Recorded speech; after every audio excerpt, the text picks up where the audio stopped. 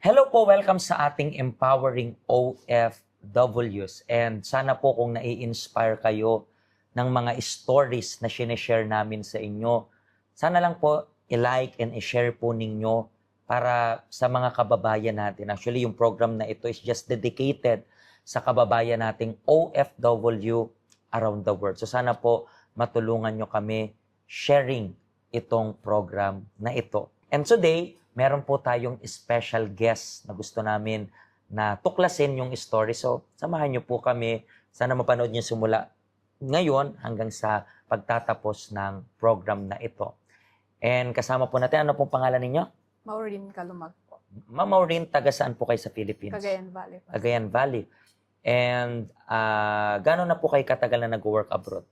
15 years, Pastor. 15 years? Yes. Pero dito lang or Sa Kuwait. sa Kuwait and then Dito na. dito na?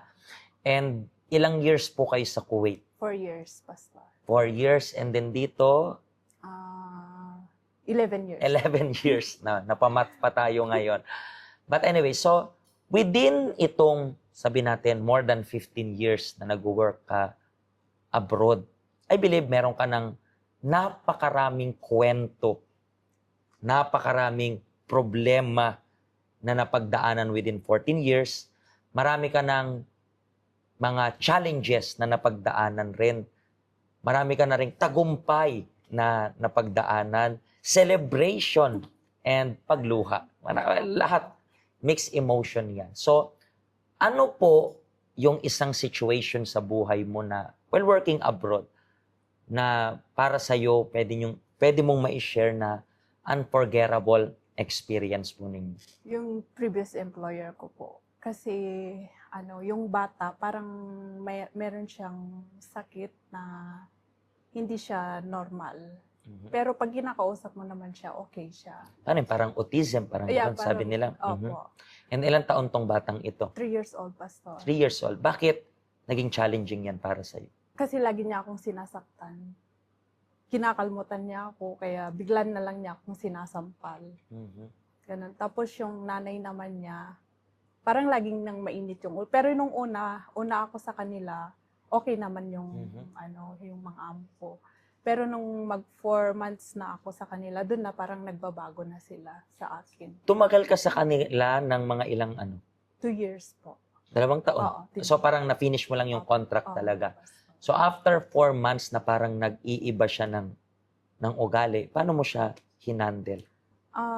Nag-pray lang po ako sa Panginoon na bigyan niya ako ng guidance at pagtitiis para matapos ko lang yung 2 years ko para hindi na babad records po ako. Yun po yung naisip ko. Okay, so yan, pag-handle ng ganitong klaseng bata, yung parang naging challenging. First time mo bang mag-alaga ng ganon? Or Yes po. First time ko po. So itong previous employer mo lang, first time mo mag-alaga? Kasi usually, dito sa Hong Kong, ano yung mga naaalagaan mo? Okay naman po sila.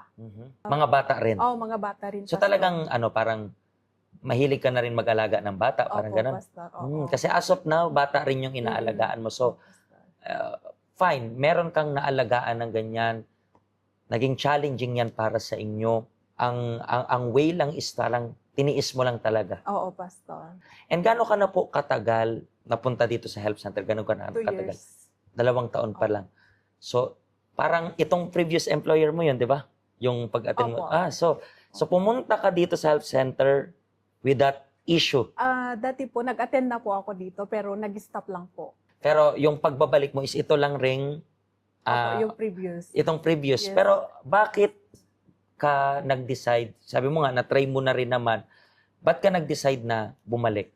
Parang may nag-ano po sa akin na gusto kong bumalik dito. Parang sa loob mo, parang Opo, hinahanap mo. Opo. Nung bumalik ka, that time hindi ka na tumigil that time? Or tumigil pa rin? Hindi po ako active noon.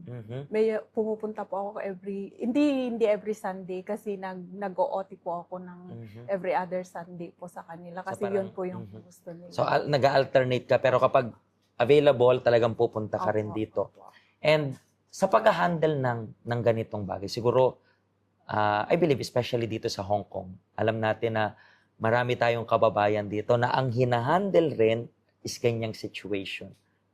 anong natutunan mo sa naging experience mo na ito na, syempre, hindi mo pwedeng saktan yung bata. Parang, actually, hindi ka rin pwedeng saktan ng bata kasi nandun yun sa batas na pwede mong i-complain kung sinasaktan ka Yes. ng ano. Pero, ano natutunan mo sa lahat ng napagdaanan mo na alam mo na makakatulong sa kababayan natin na humahandle rin ng ganyang sitwasyon? Patience po, Pastor. Mhm. Kasi pag wala kang patience sa bata, parang parang mas lalo silang, Mhm. ano Nagiging wild, parang ganun. Opo, Pastor. Kaya pinagtsagaan ko siya. Tapos tinuturuan ko din siya Mhm. na wag kang masyadong mapanakit sa mga magiging auntie Ano yun, mo. parang tinuturing mo siya as a normal, parang ganun. Oo, Pastor. Mhm. Importante Kinakausap po ko kasi din. yun. Oo. Importante yun. I was even telling someone na may nagsabi sa akin, Pastor, yung bata na yan is autism rin yan. And then sabi ko sa kanya, I don't believe na autism siya. Sabi ko sa kanya. Sabi ko, I don't believe na autism siya. Maybe makulit, yes. Pero I don't believe na autism siya kasi nakakausap ko na matino, di ba? Nakakaintindi siya. Sabi ko sa kanya, kung ang pagiging autism niya is dahil sa kakulitan niya, ang dami kong kilala sa Pinas na autism. Bakit? Kasi may mga mas malala pa yung kakulitan eh. Sabi ko, yes, process ng kakulitan, pero ang pinaka dapat nating tandaan is tratuhin sila ng normal. Oo, Bakit? Kasi minsan ini-spoiled. Iba kasi yung spoiled sa autism, di ba? Oo. Pero madalas, napapansin natin dito na maraming nag-handle na gano'n. So, ang pinaka-target is patience. Diba? Patience, katulad ng sabi mo. Kasi hindi naman, unang-una sa lahat, kung mahal mo yung trabaho mo, hindi ka gagawa ng ikakadungis ng record mo. And then later on, for example, as of now, nasa bago kang employer ngayon, di ba? How is the experience right now sa bago mo ngayon? Yung bago kong employer ngayon, okay naman sila, Pastor. Salamat sa Diyos. Comparing sa parang sa Oo. previous, di ba? So, Oo, Pastor. ngayon is way, way good, di ba? So, the same thing rin po para sa inyo. Maybe, nandyan po kayo sa situation na parang, ano ba yan? Parang, kasi minsan, hindi natin maiwasan mag-compare eh. Especially kapag matagal na kayo sa nag-work abroad. So, hindi maiwasan na mag-compare. Itong una kong amo, yung pangalawa kong amo, di naman ganito, ba't ganito siya? Or, pwedeng first time mo ganyan yung situation. Wala ka pang mapagkukumparahan, and then nasa isip mo na agad, siguro ganito lahat dito. Pero hindi. Nasa process lang, and then tinetest yung patience mo. Actually, alam nyo po ba na hindi nyo po kayang magkaroon ng patience mag-isa? Kung kayo lang, sasabog po kayo. It's either, syempre, wag mo naman sanang saktan yung bata, pero it's either iterminate mo yung contract mo. Pero, pwede mong kunin yung lesson na yan. Please, hindi ko kayo ine-encourage na magpamaltrato. Ang sinasabi ko lang, kahit sa mga pagsubok na yan, kahit sa pag-handle na yan, kunan nyo na lang po ng lesson. Hindi natin kontrolado yung lahat ng nangyayari sa labas, pero kaya natin kunan ng lesson lahat ng hindi magandang pinagdadaanan natin. Nasa point of view mo lang yan. Kung titingnan mo yan as parang kamalasan sa buhay mo, so let it be kasi according sa paniniwala mo yan. Pero kung titingnan mo yan bilang pagkukunan ng lesson, kaya mong gawin yung lemon na lemonade. Naintindihan niyo po ba? So, nasa inyo po yan. Nasa point of view ninyo yan.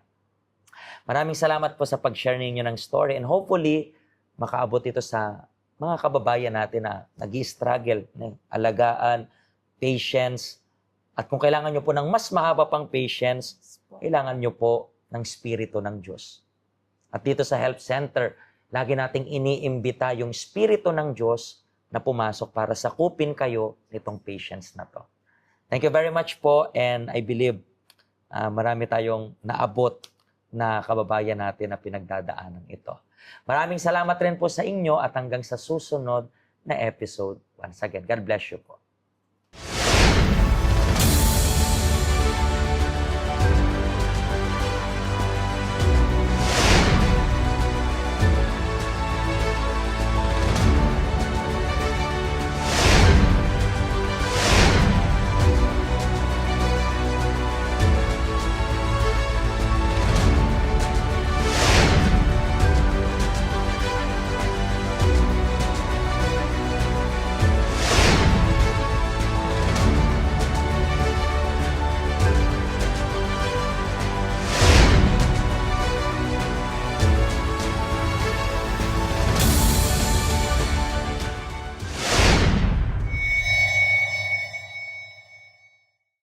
Hello, ako po si Pastor Joshua dito po sa UCKJ Health Center dito po sa Hong Kong. At yung mga napanood nyo pong testimony ay mga testimony ng mga OFW dito sa Hong Kong. Pero I believe makaka-relate rin naman kahit nasaan po kayong bansa. Basta OFW.